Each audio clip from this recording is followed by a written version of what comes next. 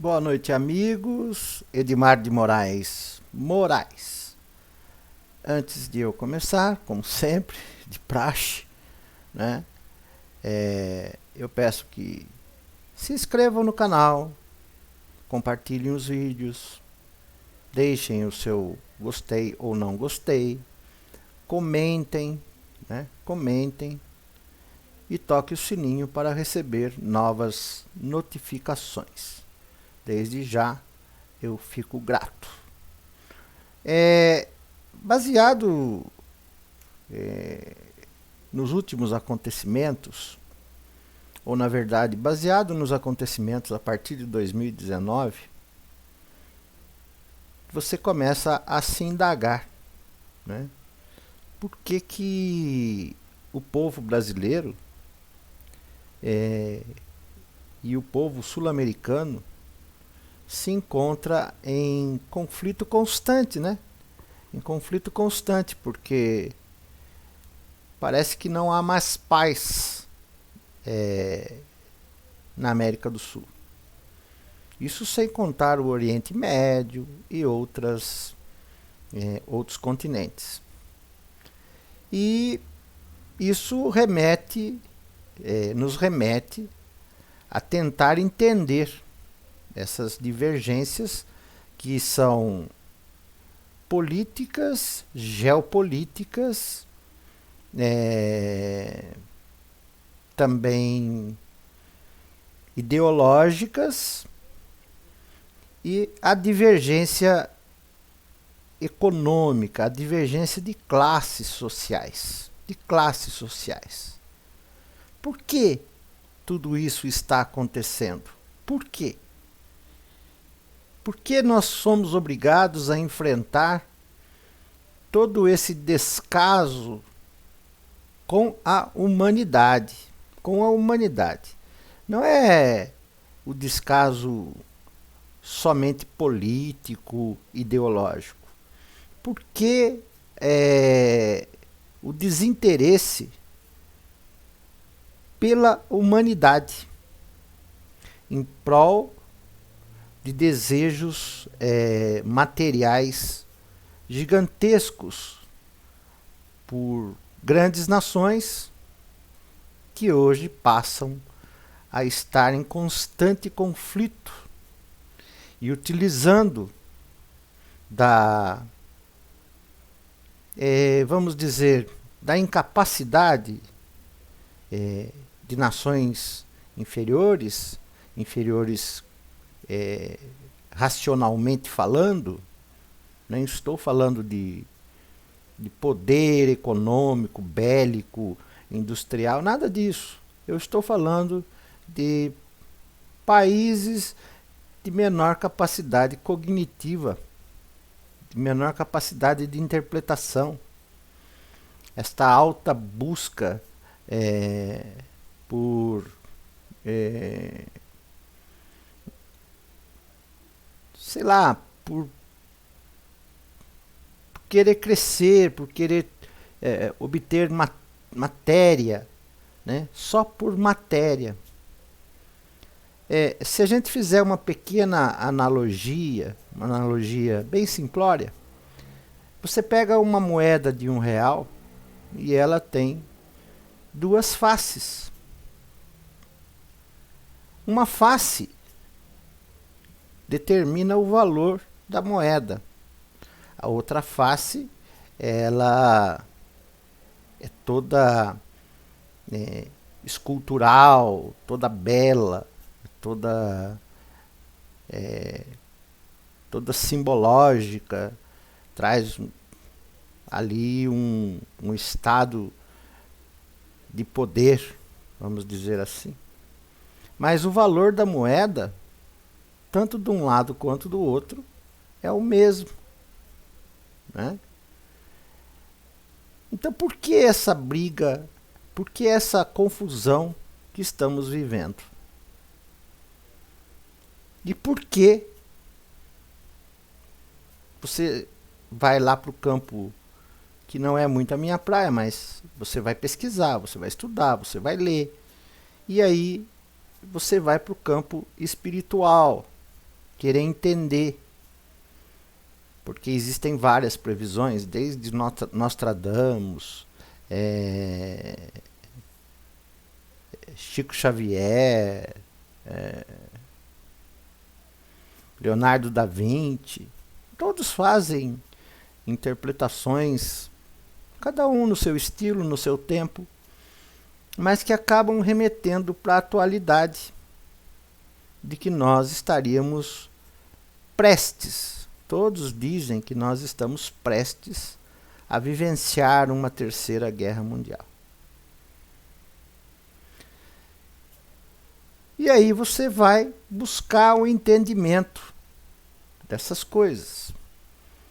Aí eu acabei encontrando uma matéria muito importante, muito importante. Esta matéria, ela é do então, depois eu dou as referências. Essa matéria é feita por Flávio Aguiar, né? Flávio Aguiar. E ele diz o seguinte: a Terceira Guerra Mundial já começou e a gente nem deu conta de que isso está acontecendo, né? Então eu vou ler essa matéria. Estávamos acostumados com as guerras convencionais. A Alemanha invade a Polônia e a catástrofe começa. Este é apenas um exemplo. Agora a catástrofe já começou e a gente nem se deu conta. A cena geopolítica de hoje é dominada pela beligerância. O que é beligerância? Um estado de guerra constante, um estado de guerra contínua. Isso é o significado da palavra beligerância, que pode ter o sinônimo como estado de contenda, de conflito, tá? Então, acho que ficou esclarecido o que vem a ser beligerância. Então eu vou retomar para pegar o sentido. A cena geopolítica de hoje, dominada de beligerância do governo norte-americano, que cada vez mais parece com uma guerra de todos os tipos contra tudo e contra todos. Washington promove uma guerra híbrida contra o governo de Nicolás Maduro, na Venezuela, e uma campanha pela desestabilização dos governos de Cuba e da Nicarágua. Depois da bem-sucedida campanha de ajuda por grupos de mídia especializadas em fake news para eleger Bolsonaro e para fomentar o afastamento de Lula da corrida presidencial através da Lava Jato. Ao mesmo tempo, promove uma guerra eletrônica contra empresas de telecomunicações da Huawei da China, proibindo sua atuação nos Estados Unidos, incitando aliados tradicionais a fazerem o mesmo, e a nova Guerra Fria agora a quente. Empresas norte-americanas já concordaram em vetar acesso por parte de empresas da China ao apoio técnico por parte de seus produtos e sistemas. O governo norte-americano acusa a empresa de espionagem em favor do governo chinês. Contra os Estados Unidos promovem uma dura guerra fiscal contra a China, sobretaxando produtos de exportação deste país. Além disto, a ofensiva tecnológica dos Estados Unidos contra a China já é um ato de guerra. Na frente da cyberspace, onde os futuros conflitos serão decididos, tropas de ocupação continuam a ser fundamentais, mas é necessário desarticular antes o inimigo.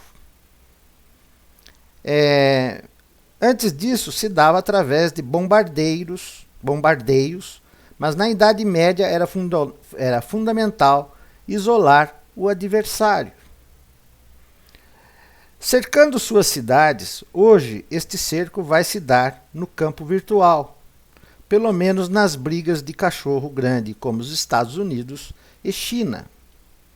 No Oriente Médio, enquanto o presidente Trump declara não querer uma guerra, seu governo promove uma enorme escalada de presença militar, com o deslocamento de porta-aviões, bombardeiros e ameaça de deslocamento de tropas terrestres, cujo objetivo é conter o que vê como uma influência indevida do Irã na região e uma ameaça a, abre aspas, seus interesses, fecha aspas.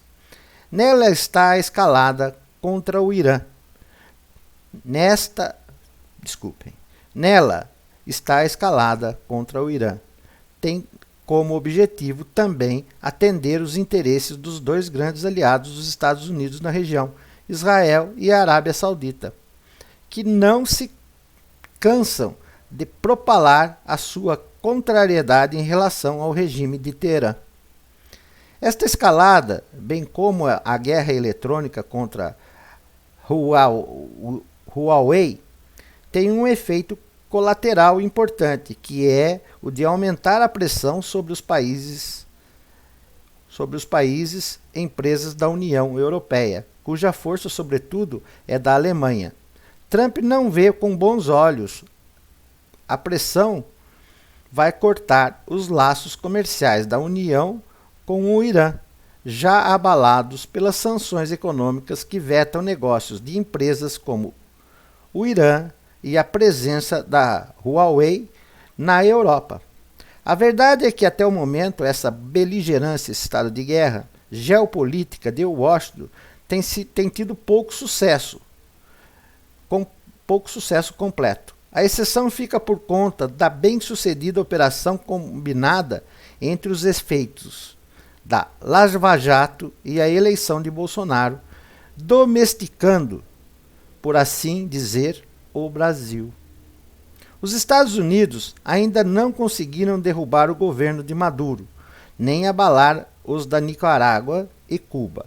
O fundador da Huawei chinesa, Ren Zhengfei, declarou que sua empresa estes em condições de enfrentar esta nova guerra eletrônica e continuar suprindo os usuários de seus aparelhos com aportes que substituam o apoio e as tecnologias das empresas norte-americanas. Muitos dos tradicionais aliados dos Estados Unidos na Europa recusam-se até o momento a banir os produtos da Huawei de seus mercados. Por fim, a presença militar norte-americana, tendo por alvo o Irã, por ora fica no campo da ameaça, embora não se possa banir de todo a hipótese de uma tentativa de guerra convencional. Há três interpretações correntes para esse estado de beligerância permanente provocado pelas iniciativas de Washington. A primeira diz que ela parte de uma redefinição estratégica da política externa de Washington, que visa reafirmar os Estados Unidos como maior potência militar da história da humanidade, no momento em que sua posição de hegemonia econômica não mais se sustenta devido, sobretudo, à presença da China. A segunda insiste na necessidade do governo de Trump de necessitar deste clima guerreiro em várias frentes para assegurar a reeleição do presidente em 2020, combinada com a guinada fundamentalista com tintas religiosas promovidas pelos falcões Mike Pompeo e John Bolton. Por fim, a terceira e mais provável combina as duas anteriores. Por ora, como já se disse, estamos no campo das ameaças, mas pode ser que a combinação dessas duas tendências explosivas leve de fato a algum conflito armado em algum daqueles recantos do globo. Enquanto isso, Bolsonaro e Ernesto Araújo brincam de política externa, como se isso fosse um joguinho de mesa no tabuleiro de suas casas.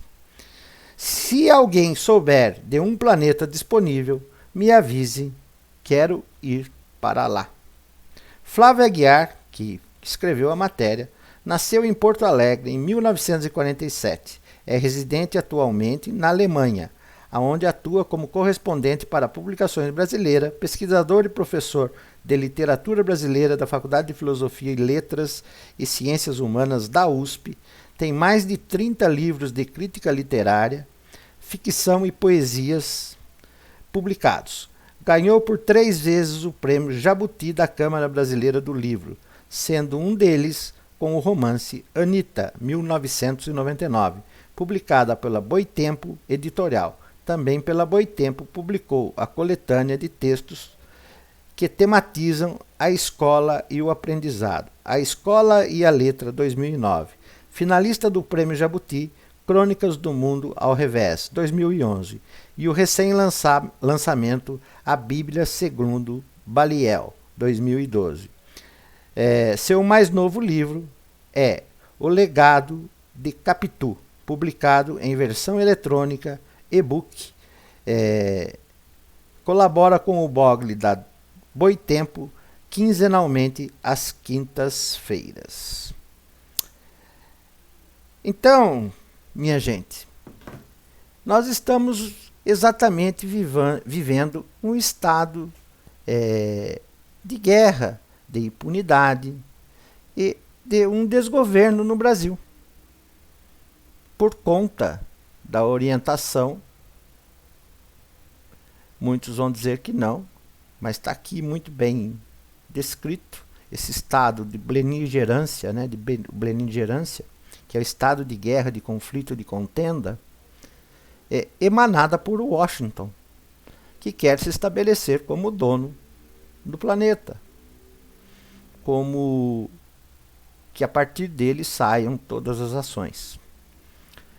E o Brasil tem no Brasil, o Washington encontra a conivência de Jair Bolsonaro, né, e do ministro Ernesto Araújo, que ambos têm a mesma capacidade cognitiva, ou seja, praticamente nenhuma. E mais uma vez eu venho reafirmar, né? Jair Bolsonaro, ele, enquanto militar, ele fez seu juramento após terminar a sua academia lá do Exército. Ele fez seu juramento militar sob a Constituição de 1967, uma Constituição totalmente ditatorial, né? Autoritária, sem os direitos civis. Muito bem. Portanto, é fácil de se compreender a não aceitação ou o não reconhecimento da Constituição Civil, né,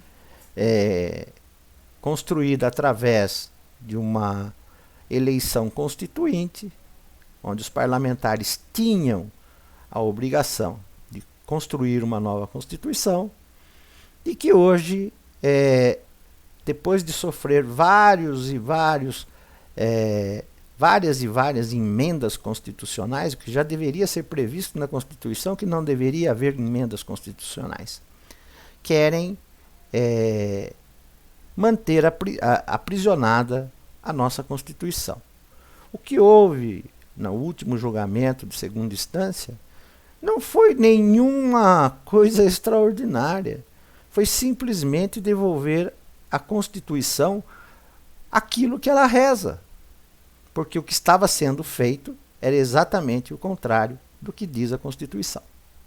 E o Brasil está nesse caos. Agora, nós vamos viver um estado de beligerância ou de contenda, né? Ou de guerra virtual, que já se inicia através das fake news que estão correndo agora no Brasil. E a tentativa de burlar, de estrupar novamente a Constituição, querendo o Congresso redigir uma nova lei com relação à prisão em segunda instância. do meu ponto de vista, somente uma nova eleição constitucionalista para alterar os itens que se dizem contrários à Constituição. Simples assim. Mas cadê a coragem de um governo que, em vez de governar para os brasileiros, governa sobre as redes de Washington? O povo brasileiro não tem vez. E as pessoas não conseguem entender isso. Lula solto é o estupim que faltava para a contenda se tornar mais acirrada, vamos dizer assim, no campo político. Agora, antes de soltar Lula, porque ele estava sendo um preso político completamente contra o que determina a Constituição brasileira, contra o Estado democrático, tratou-se primeiro de implantar na cabeça de pessoas que não têm capacidade cognitiva suficiente o pensamento que vem de Washington. Então, para não me alongar, só vou deixar para depois uma nova matéria que o governo do Chile, o atual governo neoliberal, o próprio Congresso já recebia, isso é uma matéria que eu vi hoje, já recebia as novas pautas e novas leis vinda de Washington para ser outorgada pelo Congresso chileno, que acabou levando o Chile ao caos que está vivendo. Espero que isso não aconteça com o Brasil e que os congressistas, os deputados e senadores, se voltem para o povo brasileiro.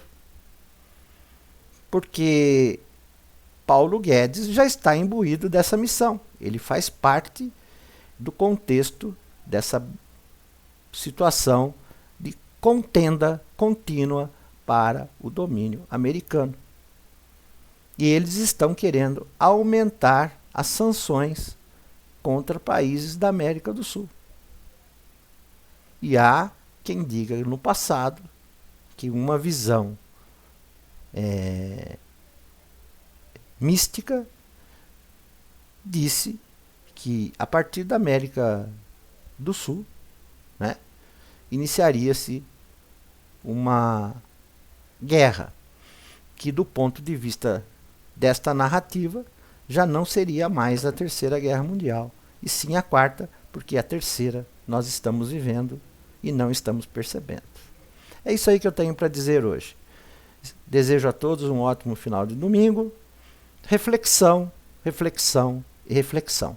Busquem informações, busquem leituras. Se querem